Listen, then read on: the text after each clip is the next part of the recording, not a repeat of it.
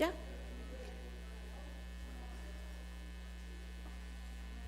Okay.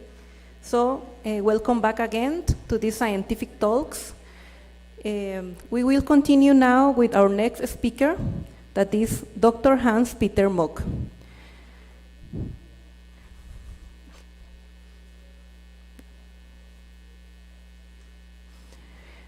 Dr. Mock has studies on biology and physics from the University of Tübingen in Germany and owns a PhD in plant physiology from the same university.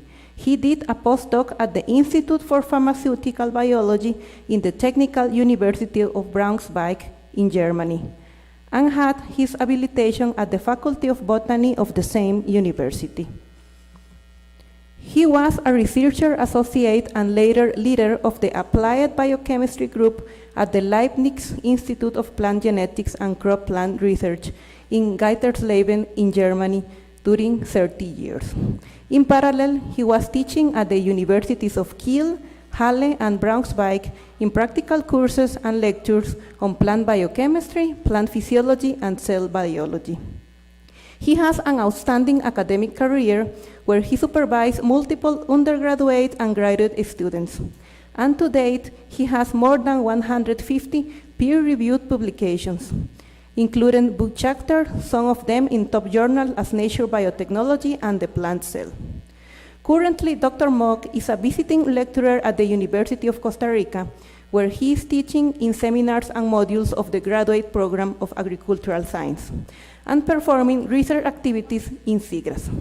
We are pleased to count with Dr. Mock in our research staff. He will honor us today with the talk, Red in Green, Plant Pigments and Their Functions in Plant Stress Response. Thank you.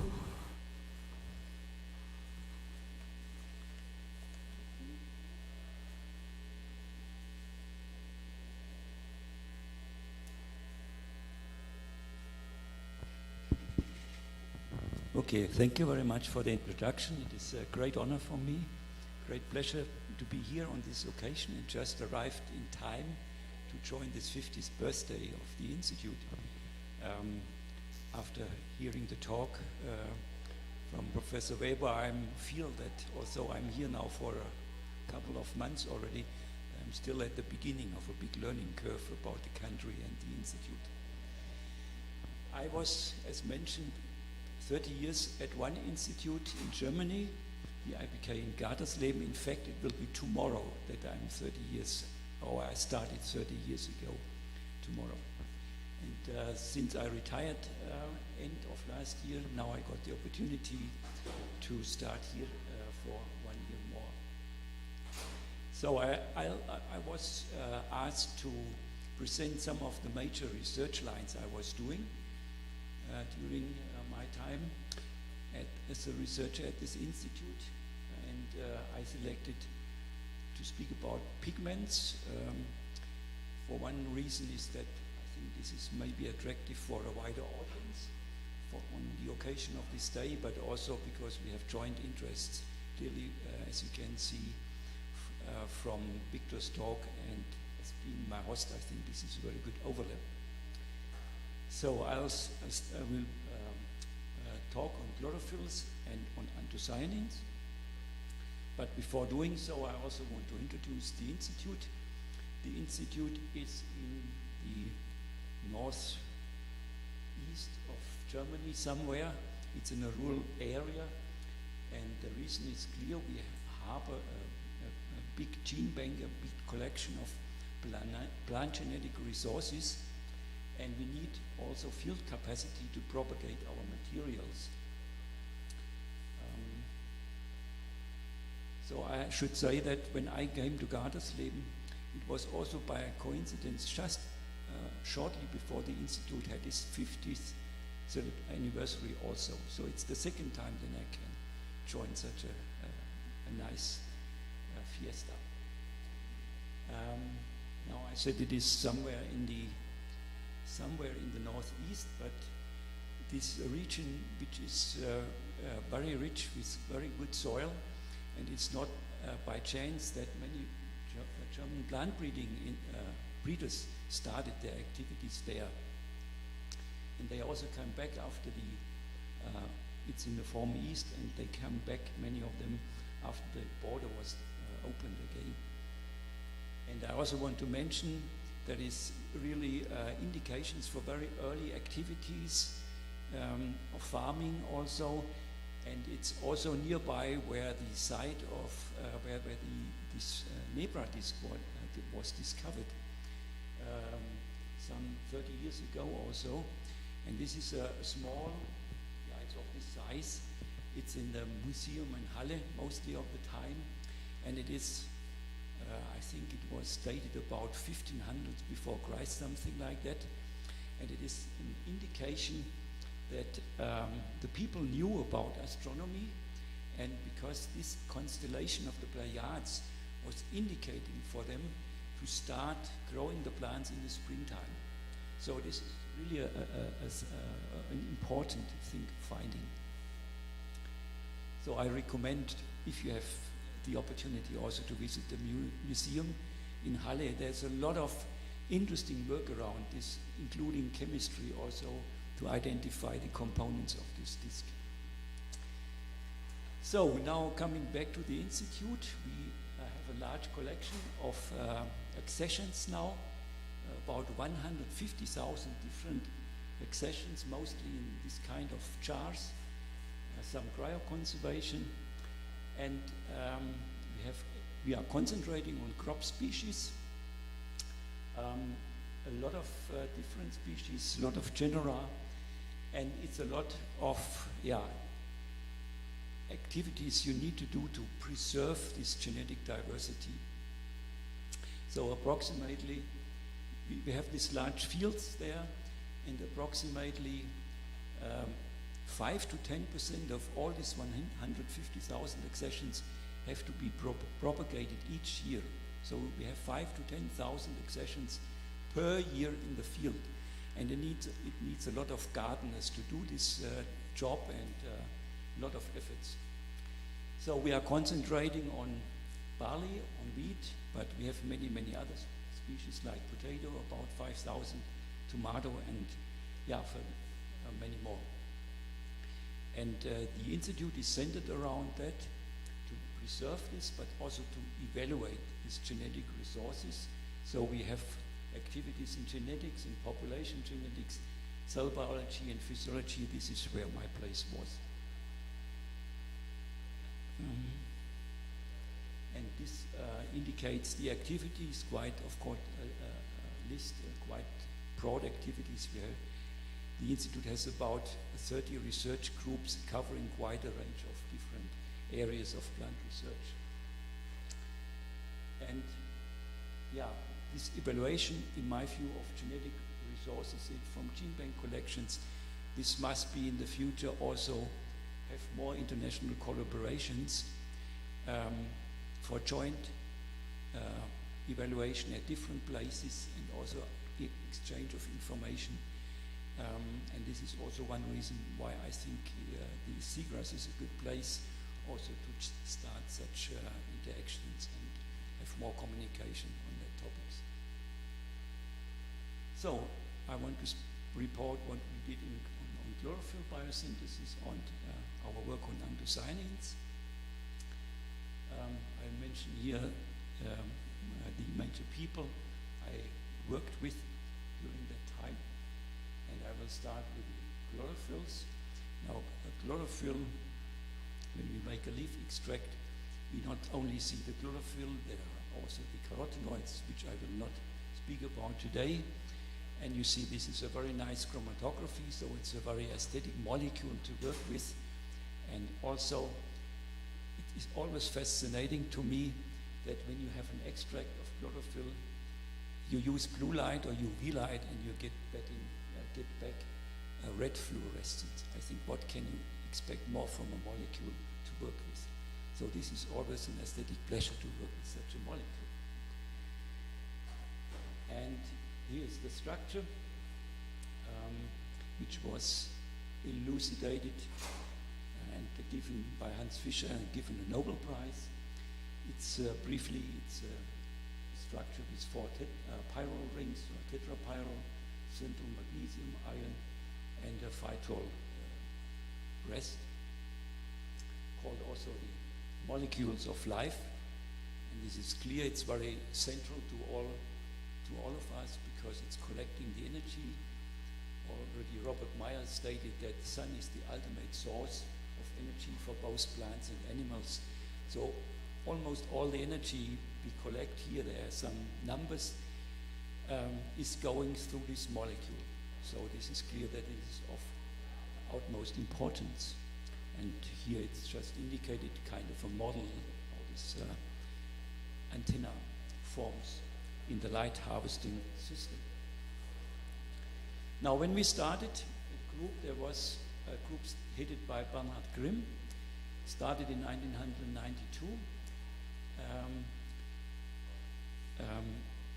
The steps were, or the intermediates were known, but not the enzymes. And this is a picture from a recent review from Bernhard Grimm.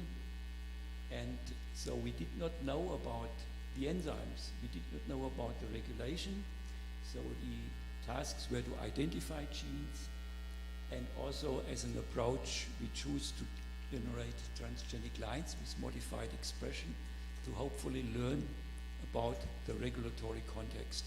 In this complex pathway, I will simplify the pathway just to highlight the steps I was mainly working on.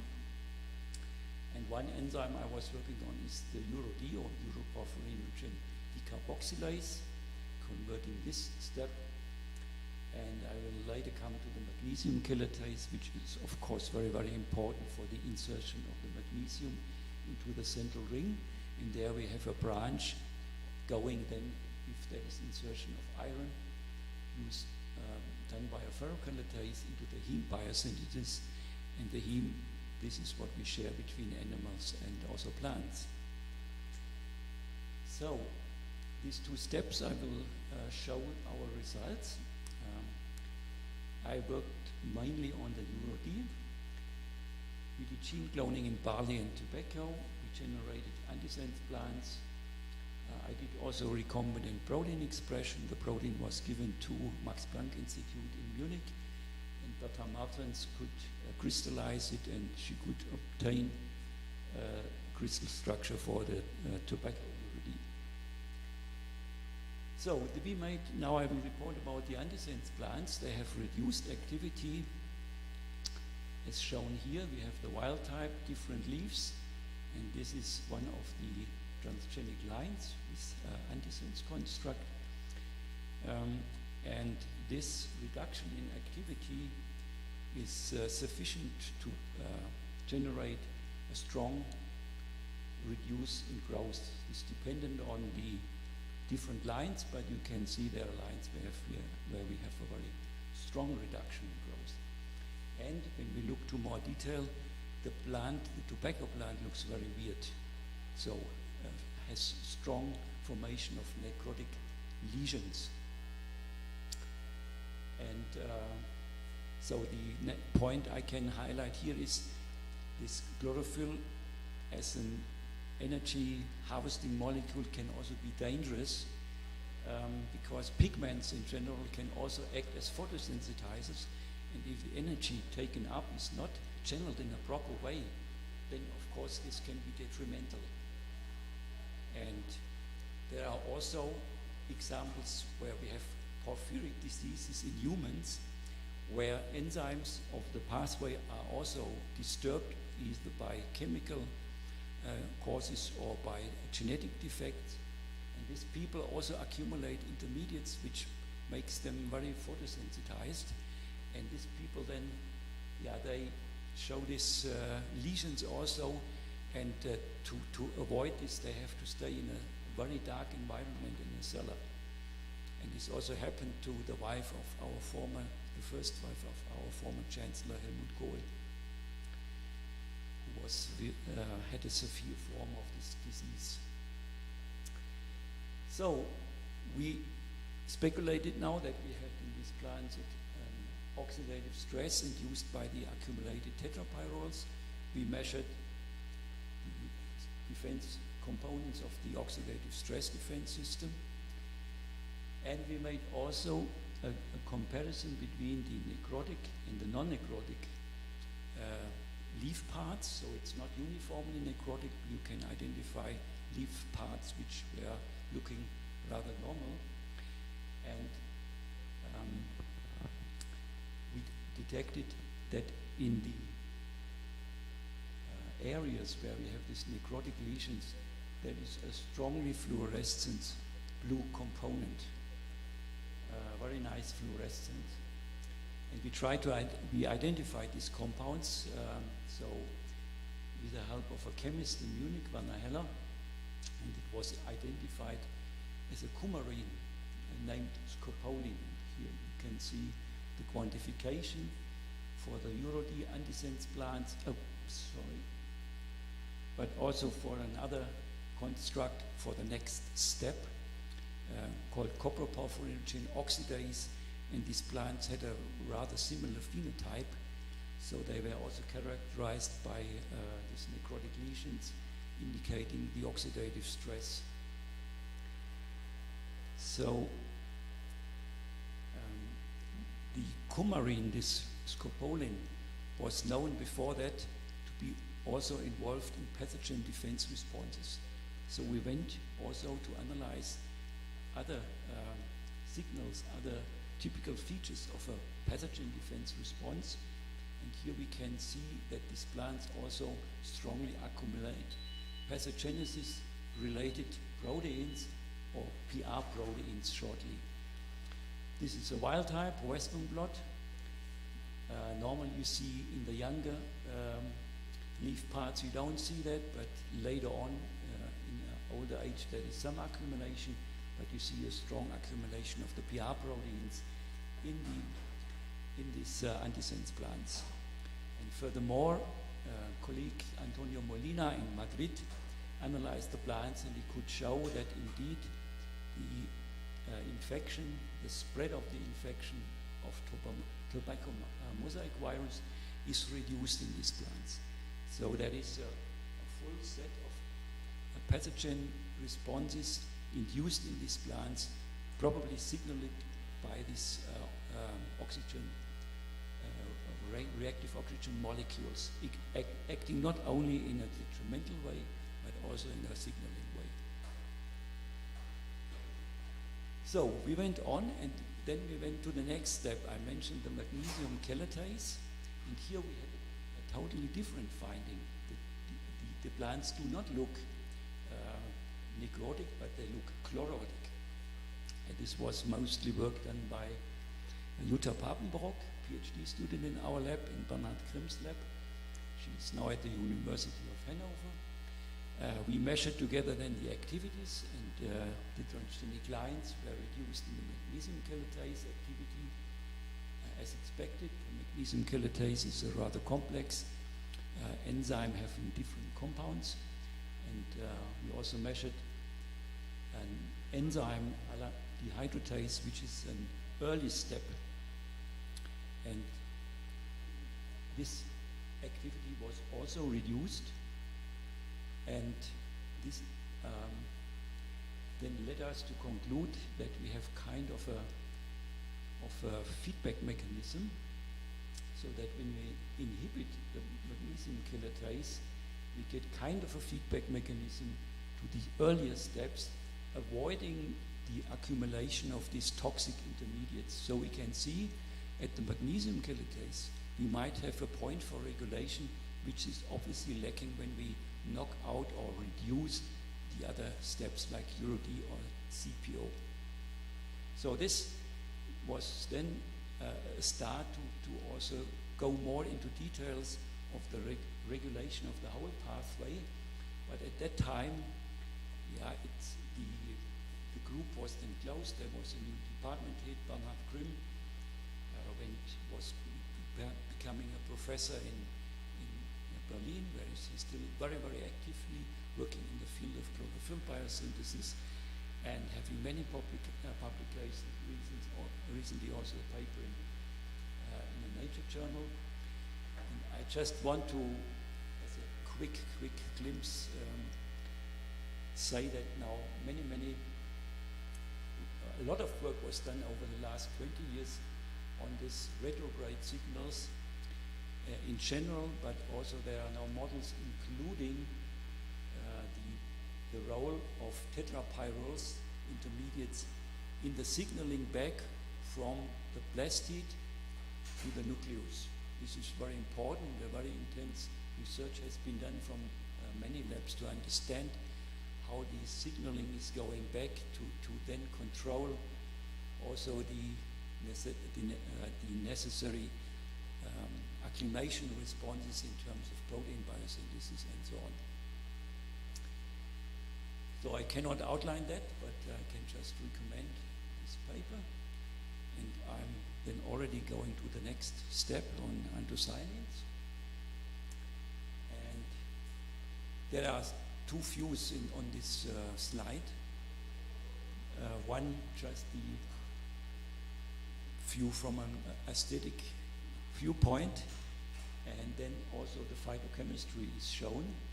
So I was showing the accumulation of anthocyanins before in leaves, but I think most people know the accumulation from flowers, where they are important. And I guess most people will prefer this view, but today I have to focus on the second part, or the right part.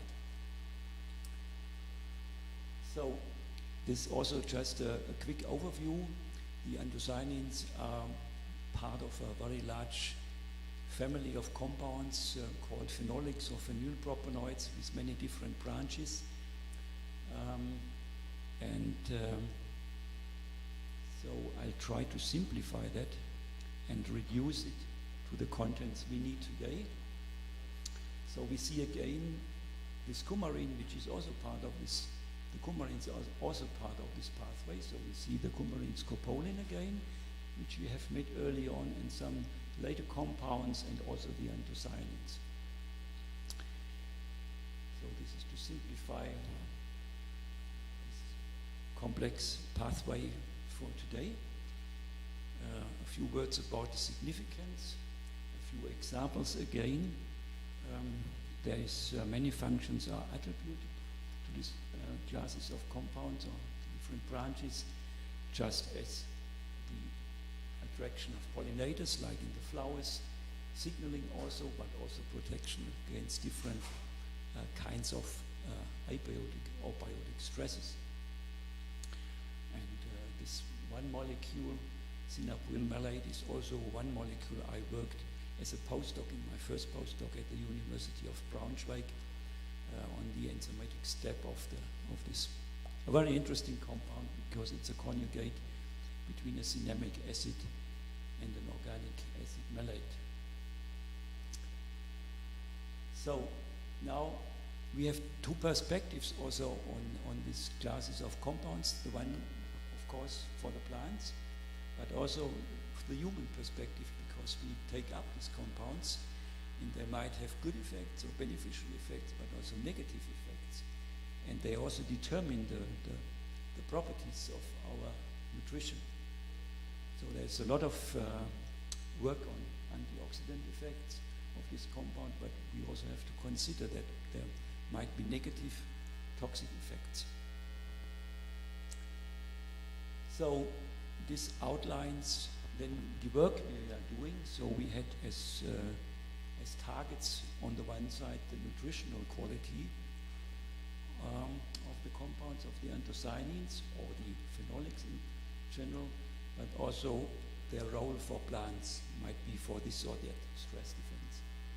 And we were asking how these profiles of secondary compounds in plants are affected by environmental factors, by genetic factors.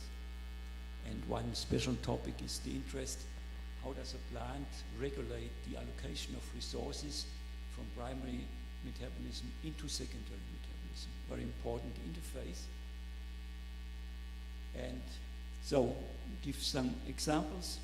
Of course, when you work at the IPK, you are also expected to work with gene bank materials. I'm showing one example here for tomato accessions. So there's a broad collection there, and it's very nice to work with them. So they have about 150 to 200 accessions each year in the field, and then when you speak with the colleagues in a nice way, you are also allowed to harvest them and do the analysis.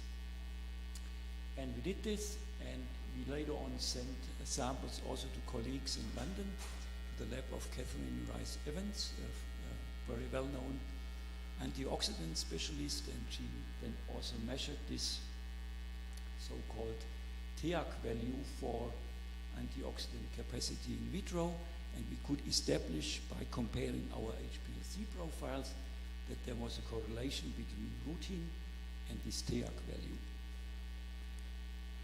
So how to go on to work on the antioxidant properties? We then joined a team, an EU consortium headed by Casey Martin, first by Uwe Sonnewald one, and she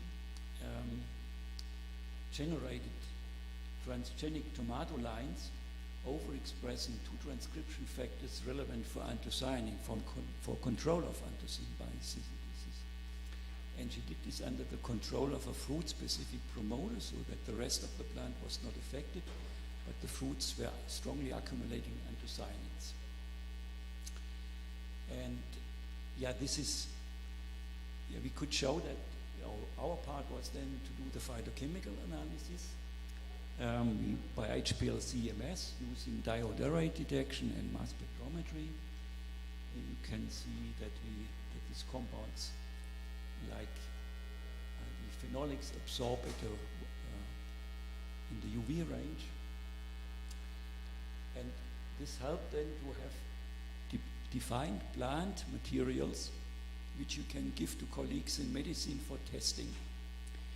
And this is a bit of a problem, despite the diversity which we have in the gene bank. Each of the tomato lines which I was showing is not only differing in routine or in anthocyanins or carotenoids or whatsoever, it is differing in many compounds. And when you want to test now for the activities of a specific group of compounds, this is a difficult task. So in these gene bank accessions, we also assessed for carotenoids, we also assessed for tocopherols, but there was hardly any correlation to be established.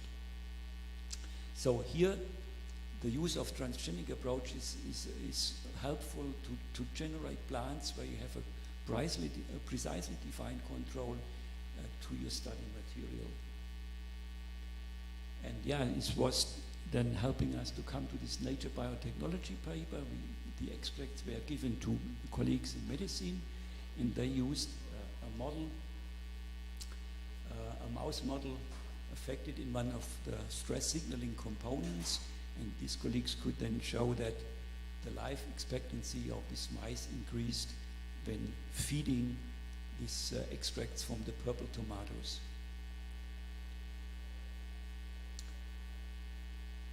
So, the next part of what we did on this pathway, or on this, let's say, not only the anthocyanins, but this part I have been selecting. They made a screen for mutants being affected in the cold stress response, actually. So it is known when you expose plants for lower temperatures, they start to synthesize, after a while, they start to synthesize phenolic compounds as a protective agent. And so we used Arabidopsis in this case, and the acclimation response was done at 10 degrees. And you can see we had a screen of about 300 mutants, which we tested, and we identified 2 mutants which were affected in this cold stress response. And this was on the expense of the coumarin, and also the camphoros and quercetins were reduced. On the opposite, the anthocyanins were increased. So this was published here by Antonis Petridis, involved in the work, and Steffi Döll, one of my PhD students, and both are still active in science, happily enough. And what we then suggested in these papers is a model where we believe that these two transcription factors called GFR, BE1, not so important for today, they are acting on this transcriptional complex, controlling the anthocyanin biosynthesis in a negative way, and we knock them out, then the anthocyanins go up. This is the model we suggested. I don't have further proofs now. And what I find important also then for my stay here at the CIGRAS, the change in this pattern of phenolics, this shift between different branches of the phenolics, this also affects the optical properties of the leaves. And this is done in a way that we measure the chlorophyll fluorescence. This is work we initiated at that time with Wolfgang Bilger at the University of Kiel. And the idea is basically that when a leaf needs to reduce the exposure of photons to the photosynthesis, to the apparatus of photosynthesis, one way is to accumulate absorbing compounds in the epidermal leaf layer. So thereby reducing the income of chlorophyll, income of the light on the chloroplasts, and this can be measured when you use UV light to stimulate the chlorophyll fluorescence. When you have then an absorbance of compounds of this UV light, then you also will have less chlorophyll fluorescence. And by this way, you can indirectly and non-invasively monitor the accumulation of such protective phenolic compounds in the leaves. So this brings kind of the two topics I was working on together, using the chlorophyll fluorescence as a tool, as a method to study then the phenolics. And this is what I would like also to do here. Use this method. I, happily enough, could bring Victor's son brought it actually, a device based on this principle, a prototype, to do work on that. And I hope we can test several of the genotypes of these crop plants which are relevant for the seagrass. And with that, I would like to say happy birthday, seagrass. 50 years, this is a very good age. You are in a strong position to face the challenges in the future. And I also would say that the party is going on next year at the IPK in Gardersleben, because this institute is a bit older. It's already becoming 80 years old. I told you I was having also the celebration of the 50s. And now when I was before coming here, I was having lunch with a colleague at the IPK, and I was saying, look, I'm now going to an institute which is just celebrating its 50th birthday, like was the case when I started at IPK.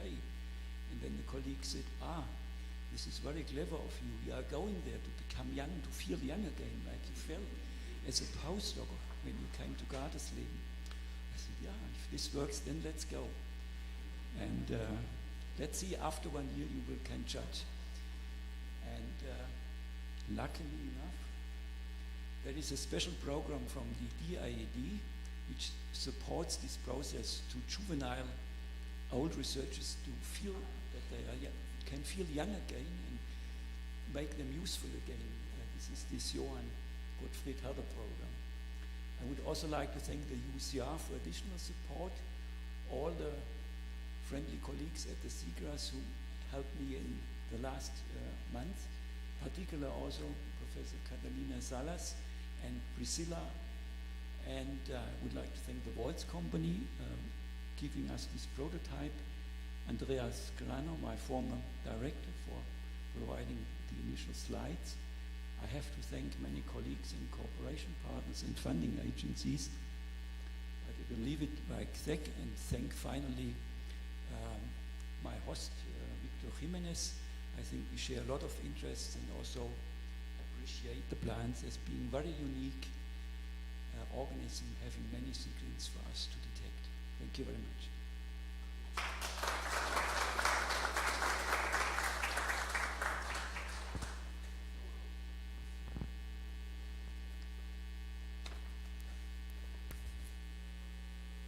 Thanks, Professor Mock, for this really interesting presentation. Someone has a question for him? Yeah.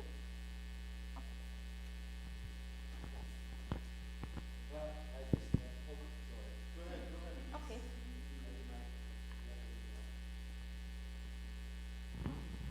Yeah, thank you very much for your presentation. That was very interesting, particularly because we work quite a bit on these anthocyanins as well.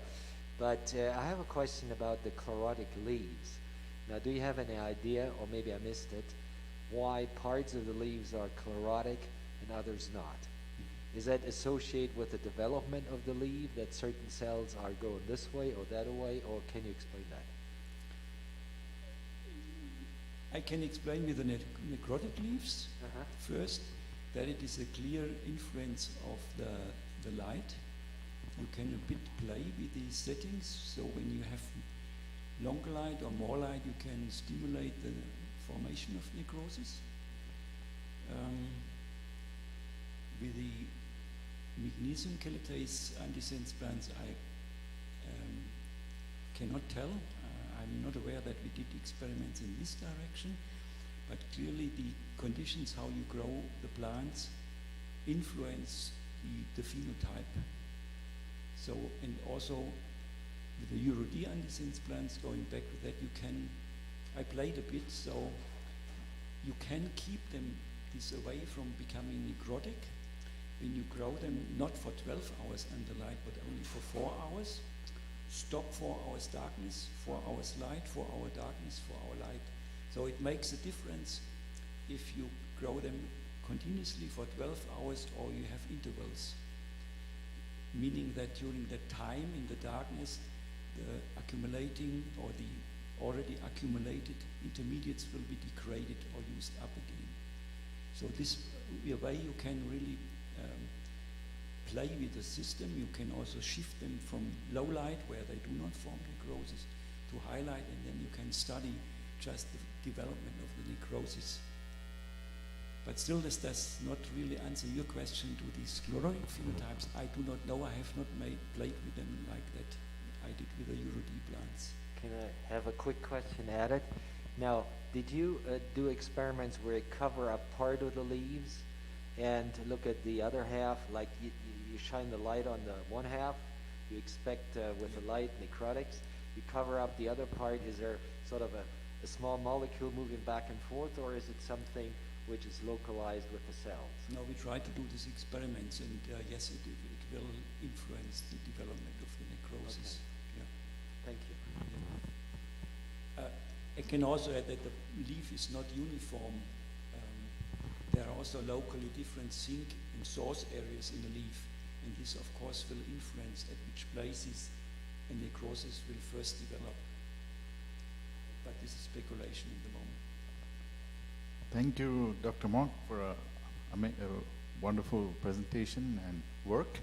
I'm very intrigued, and I work on this cross-tolerance mechanism, where we look at actually phenylpropanoid pathway, and it is relevant for stress versus health benefits. Yes. And I was particularly intrigued on your anthocyanins on the screening of those 150 tomatoes. One angle should be, if you look at the big global health issues now, glycemic control is the dominant because of the uptick of type 2 diabetes and its consequences. So in your screening, instead of going for specific compounds, in which you did show a nice transgenic change with one gene regulation, but it may be more productive to screen widely on broad glycemic control enzymes, and then go back to the individual profiles of that superior within your 150 accessions. You see what I'm saying? because many of these glycemic control, they are not one or two compound regulated. Multiple compounds can regulate them to different degrees. And therefore, a broad phenotype could be of more relevance, and then you can go down into the chemistry of why that's having higher glycemic control, or ACE inhibitor, or any other human health relevant targets. Yeah, I fully appreciate the suggestions, but like it is in funding, after the 3 years this project was over, and then we did not get any further funding for such directions. And this is a pity sometimes. Yeah. We cannot do everything from basic funding from the institute.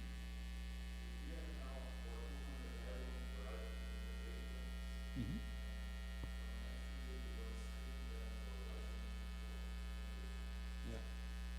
Yeah, thank you. I think sometimes the funding is just too short term, just short projects, and it's, yeah, we should have longer funding periods for some projects, as also Victor mentioned. It took 20 years from establishing one research project and bring it to a point where you can really argue in a general sense.